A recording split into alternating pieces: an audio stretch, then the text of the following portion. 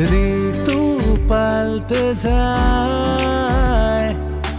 পর্দায় বহুবার কনের সাজে মধুমিতাকে দেখেছেন দর্শকরা, আর বাস্তবে একবার বিয়ের পিঁড়িতে বসলেও সেই সংসার করতে পারেননি কলকাতার জনপ্রিয় এই অভিনেত্রী। 2019 সালে অভিনেতা সৌরভ চক্রবর্তীর সঙ্গে বিচ্ছেদ হয় তার। তোমার এলো দীর্ঘ সময় পর আবারও একবার বিয়ের পিঁড়িতে বসলেন মধুমিতা সরকার। দীর্ঘদিনের বন্ধু দেবমাল্যের সঙ্গে দ্বিতীয়বারের মতো সাত পাকে বাধা পড়েন তিনি। 23 জানুয়ারি সরস্বতী পূজার রাতে কাগজে কলমে সম্পূর্ণ হয় তাদের বিয়ের সব আনুষ্ঠানিকতা। জানা গেছে অভিনেত্রী মধুমিতার স্বামী দেবমাল্য চক্রবর্তী পেশায় একজন সফটওয়্যার ইঞ্জিনিয়ার। ব্যক্তিগত জীবনে তিনিও মধুমিতার মতো ভ্রমণপ্রিয়।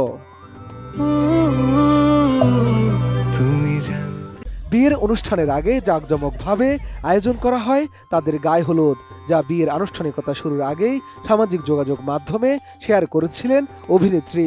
এরপরে নেটিজেনদের মাঝে আলোচনায় মধুমিতার হলুদের ছবি ও নাচের ভিডিও।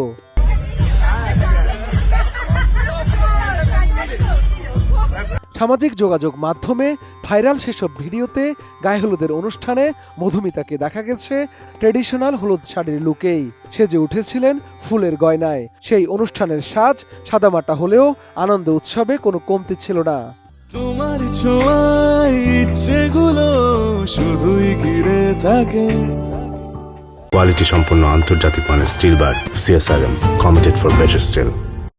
ভিডিওতে আরও দেখা যায় গায়ে হলুদ শেষে চোখে রোদ চশমা লাগিয়ে বন্ধুদের সঙ্গে কালা চশমা গানের তালে নাচছেন তিনি, যা রীতিমতো ভাইরাল নেট দুনিয়ায়।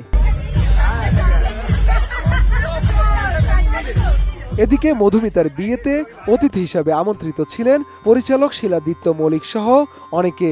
তিনিও কনের সাজে অপরূপা মধুমিতার সঙ্গে তোলা ছবি সামাজিক যোগাযোগ মাধ্যম ফেসবুকে পোস্ট করেছেন। মধুমিতার নতুন এই ইনিংসে অনুরাগীরাও বেশ উচ্ছ্বসিত, কারণ অতীতের বিচ্ছেদ যন্ত্রণা কাটিয়ে জীবনের নতুন অধ্যায় শুরু করেছেন তাদের প্রিয় দুষ্টু মিষ্টি অভিনেত্রী। তাই পর্দায় পাখিকে শুভেচ্ছা জানাতে ভোলেননি তারা। নিজের বিয়ে নিয়ে অনুষ্ঠানের দিন এই নায়িকা গণমাধ্যমকে বলেন, পর্দায় বিয়ের সঙ্গে এটার কোনো তুলনাই হয় না।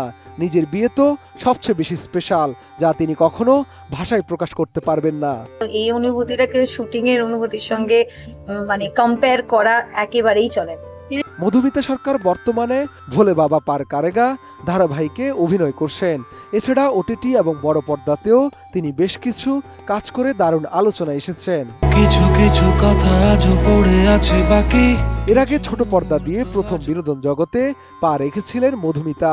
2011 সালে সবিনয় নিবেদন ধারাবাহিকের মাধ্যমে তিনি প্রথম টালিপাড়ায় আত্মপ্রকাশ করেন। 2018 সালে কুসুমদোলা ধারাবাহিকের পর দীর্ঘদিন বাংলা টেলিভিশন থেকে বিরতি নিয়েছিলেন। তারপর নানা ছবি ও সিরিজে নায়িকার দেখা মিলেছে। শাহাদাত রিফাত, ATN নিউজ, ঢাকা।